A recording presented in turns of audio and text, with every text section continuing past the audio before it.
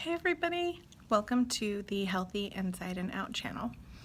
I am super excited today because I'm sharing something unique with you guys. Instead of a tutorial, I'm actually going to be sharing more about Beautycounter as a brand.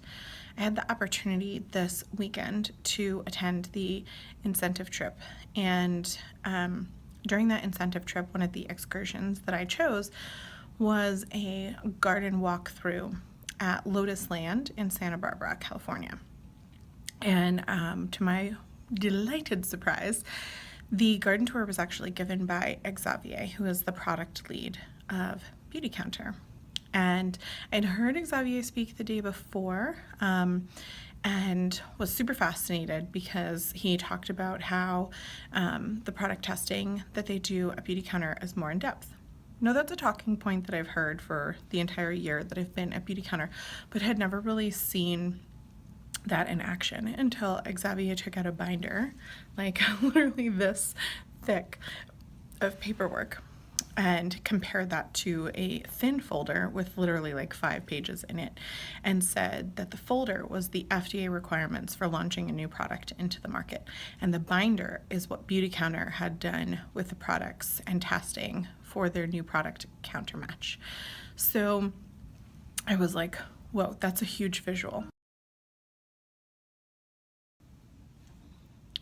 So that is the picture that I'm talking about. But anyway, that's just one of the proof points that I learned at Biltmore about Beautycounter. I wanted to share some other ones with you. I'm actually gonna have a follow-on clip at the end of this video of Xavier talking about how they're harnessing the power of plants at LotusLand and which plant they're using for what product. So a little sneak peek on what they're developing and how they're using natural resources, non-toxic, safer skincare, cleaner cosmetic ways to achieve those high-performing products. So let's talk a little bit about that high-performance product. So for example, mascara, which, as you can tell, clearly works. I have a bit of an obsession with mascara. But the mascara that Beautycounter uses is completely non-toxic and safe for skincare.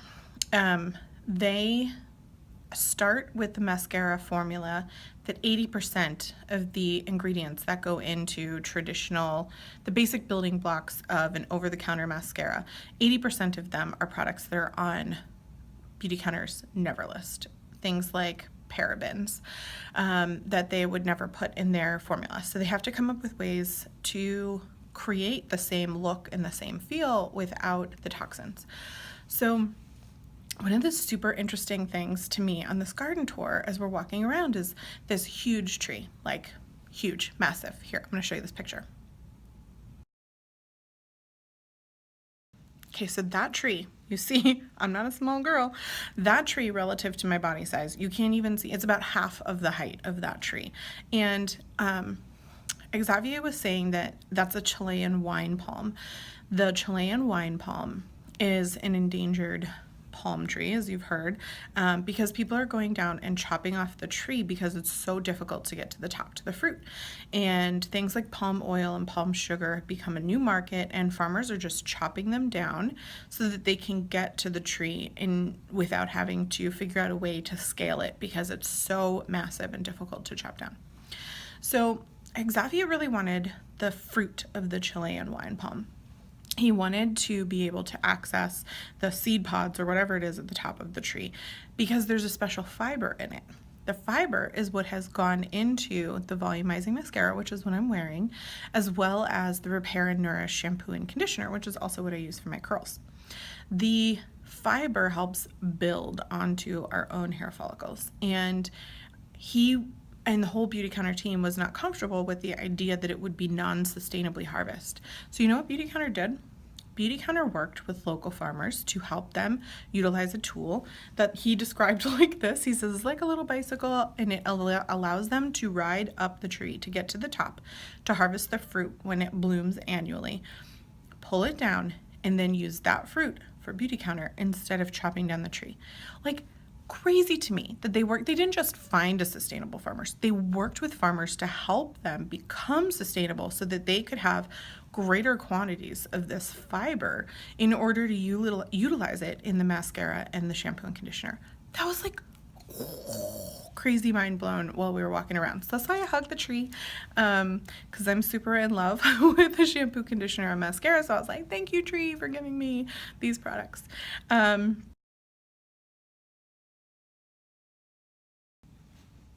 right, so let's talk about what they do with the product. So let's say, what does Beautycounter do with this fiber once they know? How do they test it? How do they know that it's okay? No other brand on the market is going through the testing cycles that Beautycounter is for ensuring that it truly is non-toxic. Even the natural skincare that you're using, even the brands that are greenwashing and telling you they're all natural, I guarantee you that they are not going to third-party university testing for both endocrine disrupting hormones as well as heavy metals. Third-party testing on all fronts, as well as third-party testing on performance. So you'll notice all of the recent Beautycounter products that have come out have statistics next to them because they've been third-party tested to ensure that they not only are safe, but that they also perform. One of the things I love about Beautycounter is that it's not just a product company, it also focuses on education and advocacy. So to me, hearing this from the owner of the company, the product leads, and not just hearing it as a talking point, because really anybody could say that stuff, right? But hearing it as a proof point that these are the things that are being done, and being given the names of the universities and hearing about studies that are being performed. There was another example that was given in the training session that we had where one of the tests that was coming back from a rose-based product showed that there was a spike in a plastic that was unsuitable for Beautycounter's levels, i.e. BPA, I'm assuming. They could trace it back to a plastic, but they couldn't figure out where it was coming in because of everything they were doing didn't include plastic or BPA, but the product was coming out testing that it had some in it. And so they went back and traced the whole product line, everything that went into it, everything they were doing, all of the packaging, all the manufacturing, trying to figure out where the plastic was coming from. Turns out they traced it all the way back to when the roses were picked by the farmers. The farmers were putting the roses in plastic bags to collect them before they sent it off. And that is where the plastic was coming from. So what did Beautycounter do?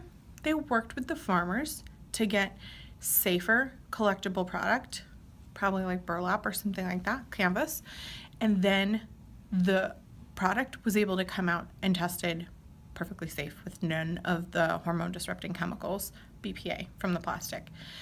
To me, that's crazy, because what that means is that farmer has now learned how to do something better, and the next brand that he works with is also going to benefit from the changes that Beautycounter implemented. That's crazy.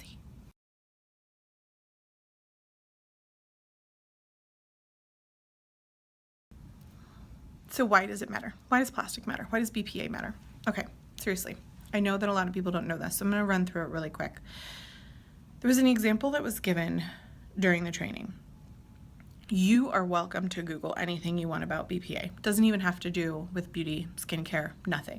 BPA has been scientifically proven to disrupt your hormones in negative ways. Fat cells, different sort of things, right? Cancer.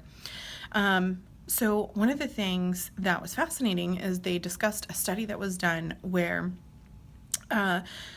families were having an intervention diet to pull out hormone disrupting chemicals. And the only things that they were asked to do were to change the food that they were eating for 3 days.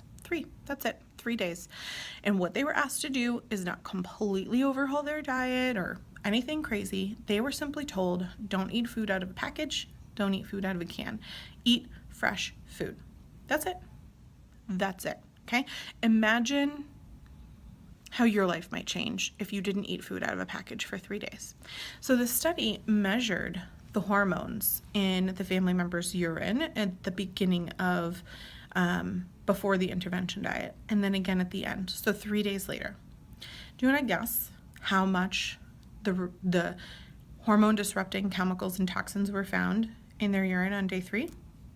60% less in 3 days. So imagine, and that's just what the food is coming in, let alone what it's being cooked in, or the quality of your food, or how it's being created or manufactured or whatever, right? Like what you put on your skin is absorbed on an average in 26 seconds. 80% of what you put on your skin is absorbed into your bloodstream in 26 seconds.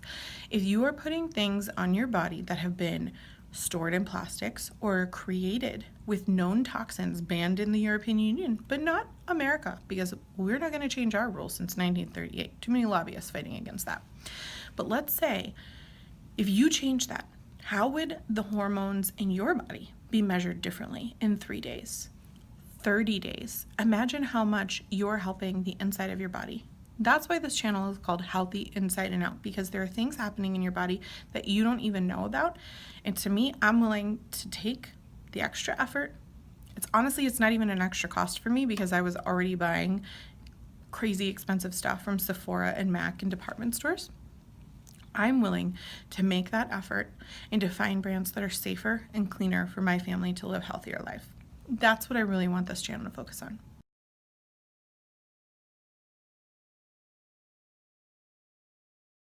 Because it would repel, for instance, the water, the rain, whatever. Unfortunately, it's difficult to find enough quantity because it has to be ground and extraction is but we are working on it. So maybe one day.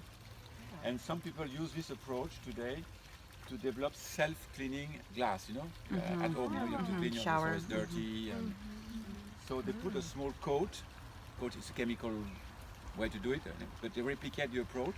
What we call biomimicry. They mimic what nature does, because nature has so amazing technology. So they can coat the glass with a small amount, very small, I would say drops of that chemical material. You don't see it, and it's never dirty. There's no water staying on the glass. It's quite expensive at the moment, but that's a technology, especially for buildings. Very high buildings that you cannot clean easily, and people are trying to develop that approach, mimicking what nature does here, and use it to make self-cleaning glass. So that's, of course, that would be great, because you don't have to go on top of the building and clean everything. So that's, and maybe for us in the future about waterproof mascara. I'm hoping that this has been useful information. I loved hearing Xavier talk, first of all, because he's like French and that accent's amazing. Second of all, hearing how we're using natural resources is amazing. One of the other things that he talked about that I actually didn't video record but was like magical was hearing him say that nature has already been doing R&D for billions of years, and it doesn't make sense for him to spend time and money trying to figure out how to engineer chemicals to do the things that nature has already figured out how to do. So all he has to do is understand the plants, understand how they work, and then apply it to how humans need things to work, and that research and development's already been done, and he just has to put the puzzle together. And I was like, that is so brilliant and genius, and I love it. So I hope that you've been inspired today. I'm gonna leave you with one final thought, one thing that I thought was amazing from the CEO of Beautycounter, Greg Renfrew, when she was giving her talk. One of the things that she mentioned, because I've kind of always wondered, like, why Beautycounter? I think of it as like a counter you walk up to, but no, Beautycounter is counterculture. It goes against the standards of what the beauty industry has been doing, and it's setting individual women up for success by running their own businesses. And if you're watching this and thinking that Beautycounter might be right for you, I'd be happy to mentor you or talk to you about it. But it's also going against the culture. A little infomercial for you. It's also going against the culture because it's doing things that haven't been done before. They are literally testing the boundaries. Things like Countermatch Adaptive Moisture Lotion is patented, and it is doing something new, and they're breaking the market with this all-natural product. They did the same thing with their shampoos and conditioners. They have a patented formula for how they are creating suds that actually produce bubbles and feel good in your hair that don't require chemicals, toxic chemicals. Obviously, everything has chemicals, but to me, that's a way more awesome way to think about the name Beautycounter. It's counterculture. It's presenting beauty in a different way and offering a solution for people to look and feel their best, to be healthy inside and out without needing to put themselves at health risk. So I hope that you're going to have a wonderful day and that I've inspired you to try to make the most of your beauty routine. And if you need recommendations on which products to swap first, my recommendation is to put the products that you're using daily into the EWG website or app. The app is really fantastic because you can actually take a picture of the scan bar of the products that you're using and it'll tell you the safety ratings. And then prioritize the products that you want to replace. I'd be happy to work with you on coming up with a plan or figuring out the best ways to help you do that. I have a safer swap post, and we'll put the link here in the description for products that I think are great one-for-one swaps for the products that I think people use most often, high-end products. But of course, if there's different things that you use that you're just like, oh, I don't want to get rid of, this thing, I love it so much, even though I know it's toxic, I can always help you come up with what I think might work. I felt the same way about a year ago, and I started one product at a time, and now I've been using Beautycounter for a year and have switched over everything but deodorant and toothpaste because they don't make it. So it's been a fantastic experience for me. I feel better, my skin, everything is healthier. People have been commenting for almost a year, basically since I switched to Beautycounter, about how amazing my skin looks, and I could provide you with a before and after photo, maybe we'll drop that in right here, of what my skin used to look like. And that was even after I changed over to Real Foods with an AIP approach, and then before Beautycounter, but after Real Foods, and then after Beautycounter with Real Foods. Again, healthy inside and out, addressing all the different facets, and it has been an amazing experience for me. So I hope I've inspired you to give it a try one way or another, and I hope to be hearing from you soon. Thanks. Don't forget, if you're going to shop, I'd love it if you supported me. Beautycounter.com/Stacy Toth, STACYTOTH. Link is down here. Thanks.